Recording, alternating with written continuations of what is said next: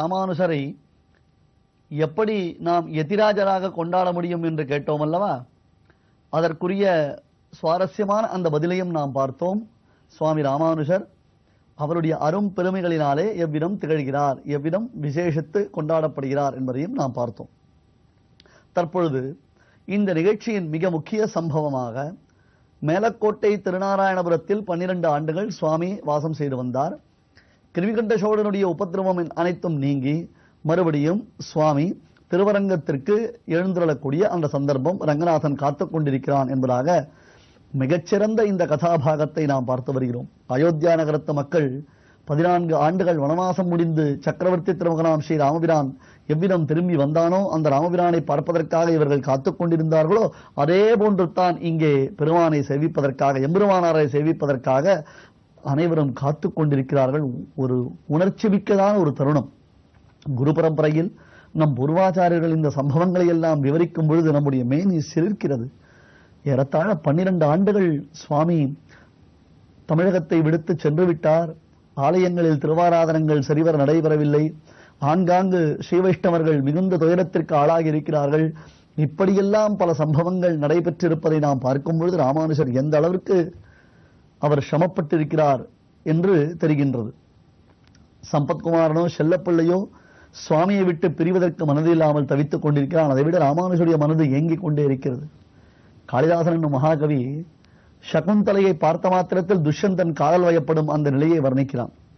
இது ஒரு அன்பு காதல், ஒரு காதலியை கண்ட மாத்திரத்தில் காதலனுக்கு ஏற்படக்கூடிய உணர்ச்சிகள்.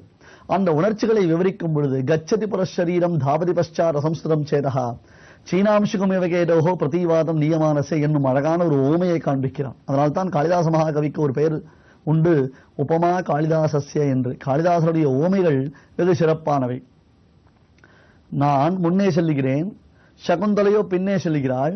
சகுந்தலை செல்வரை பார்த்து என்னுடைய மனசு அவள் பின்னே செல்லுகிறது. அந்த காதலன் தன் காதல் உணர்ச்சியை வர்ணிக்கிறான். சகுந்தலையை நோக்கி என்னுடைய மனது அவள் பின் செல்கிறது, அவள் பால் ஈர்க்கப்பட்டு பின்னே செல்கிறது. எதை போன்று தெரியுமா? பயணம் செய்யும் காலத்தில் இந்த வண்டிகளில் கட்டப்பட்டிருக்கக்கூடியதான கொடி அது எப்படி அசையும்? பயணம் செய்யும் வண்டி முன்னோக்கி பாய்கிறது, அதில் கட்டப்பட்டு இருக்கக்கூடியதான கொடி காற்றின் வேகத்தினாலே பின்புறம் வருகிறது அல்லவா? அதுபோல என்னுடைய மனசு சகுந்தலையை நாடி செல்கிறது என்று சுவைபட வர்ணிக்கிறான். இது சாதாரணமாக காதலன் காதலி விஷயத்தில். ஆனால் இங்கே பாகவதோத்தமரான பக்தியில் சிறந்தவரான யதிராஜரான சுவாமி ராமானுஜருக்கும் சம்பத்குமாருக்கும் இருக்கக்கூடியதான ஒரு பாசப்பிணைப்பு, பாச போராட்டம். அந்த போராட்டத்தில் இருவருமே தவிக்கிறார்கள். ராமானுஜரை விட்டு பிரிய மனமில்லாமல் செல்லப்பிள்ளை தவிக்கிறான். குழந்தைதானே, அந்த குழந்தை அழுகிறது, ஏங்குகிறது. தாயினுடைய அரவணைப்பை இத்தனை காலம் அனுபவித்து விட்டு இனி தனக்கு தாயினுடைய அரவணைப்பு கிடைக்காது என்றால் அந்த குழந்தையின் மனது என்ன ஒரு தவியாய் தவிக்கும். தவமிருந்து பெற்றெடுத்த பிள்ளையை தனியாய் தவிக்க விட்டு பிரிய வேண்டுமே என்னும் துயரம் தாய்க்கு ஏற்பட்டது என்றால் அந்த தாயினுடைய நிலை எப்படி இருக்கும்? அப்படித்தான் நாம் ராமானுஜரையும் செல்லப்பிள்ளையும் பார்க்க வேண்டும். ஏதோ கதையாக, சம்பவமாக, வரட்டு என்பதாக நாம் இதை பார்க்காமல் ஒரு அனுபவமாக, ஆனந்தமாக, கண்களில் கண்ணீர் பெருக அந்த ஒரு காட்சியை நம்முடைய மனத்திரையில் பார்த்தோமையானால் செல்லப்பிள்ளைக்கும் யதிராஜருக்கும் இருக்கக்கூடிய பாச போராட்டத்தின் உள்ளுரை பொருளை நாம் அறியலாம். அந்த உணர்ச்சிகளுடையதான வைபவங்களை நாம் உணர்ந்து கொள்ளலாம். இங்கே ரங்கநாதன் காத்துக் கொண்டிருக்கிறான், அங்கே செல்லப்பிள்ளை அழுது கொண்டிருக்கிறது.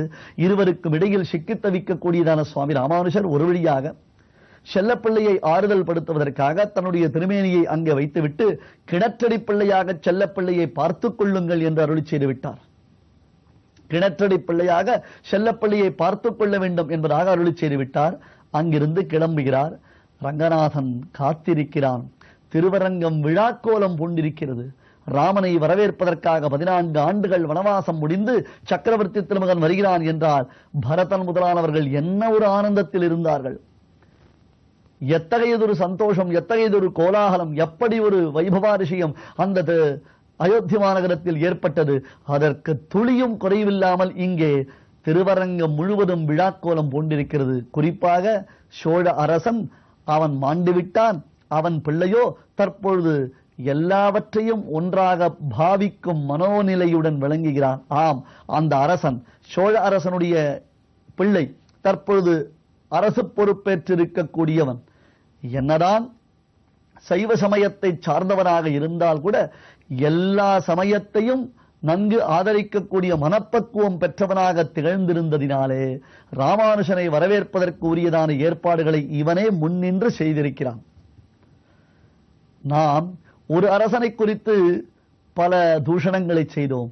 அதே சமயத்தில் இங்கே கொண்டாடத்தக்கதான இந்த அரசனை நாம் கொண்டாட வேண்டும். எங்கே மனோபாவம் சிறந்து பாகவதர்களுடைய பெருமைகளை உணர்ந்து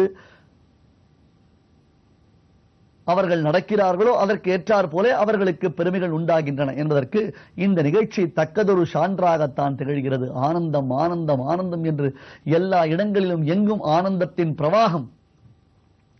இதோ வருகிறார், அதோ வந்து விட்டார், அங்கே வந்து கொண்டிருக்கிறார், இன்னும் வந்து விடுவார் என்பதாக ராமானுஜருடைய வருகையை எதிர்பார்த்துக் கொண்டு இமையோர் தலைவனான ரங்கநாதன் தன் திருக்கண்களை விழித்து அலமலர்ந்து காத்துக் கொண்டிருக்கிறான். அன்றொரு நாள் பெரிய நம்பிகள் அழைத்து வந்த பொழுதும் அல்லது திருவரங்கப் பெருமாள் அறியர் தேவப்பெருமாளை ஏமாற்றி வரதனை ஏமாற்றி ராமானுஜரை அழைத்து வந்த பொழுது தன்னுடைய அழகு முழுவதையும் காண்பித்து ராமானுஜரை வசப்படுத்தி அப்படியே உடையவர் என்ற திருநாமத்தை அவருக்கு அளித்து நித்திய விபூதி லீலா விபூதி என்னும் இரண்டையும் ராமானுஜருக்கு இட்ட வழக்காக்கினானே பெரிய பெருமான், இப்பொழுது மறுபடியும் அதை ஸ்தாபனம் செய்யும். இனி இந்த ராமானுஜனை விடக்கூடாது, இனி இந்த ராமானுஜன் இந்த இடத்தை விட்டு செல்லக்கூடாது.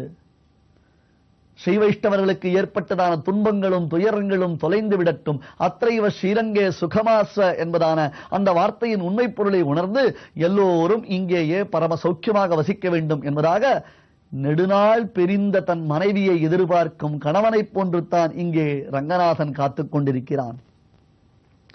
திரள் திரளாக மக்கள் வெள்ளம் ராமானுஜரை எதிர்நோக்கி காத்திருக்க அதற்குள்ளாக சுவாமியும் ஒரு பாரிப்புடன் ஒரு பூரிப்புடன், ரங்கா என்ன ரங்கா, காவேரி ரங்கா, கஸ்தூரி ரங்கா, பரிமள ரங்கா, என் அமுதினை கண்ட கண்கள் மற்றொன்றினை காணாவே, எப்படி சேவிக்கப் போகிறேன், எப்பொழுது சேவிக்கப் போகிறேன். கதாஹம் மம குலநாதம் மம குல தெய்வதம் மதீய சக்ஷுஷா சாட்சாத் கரவாணி கதா மாம் ஸ்னிக்த கம்பீரயா மதுரையா கிரா கைங்கரியாய ஆக்ஞாபயிஷ்யதி.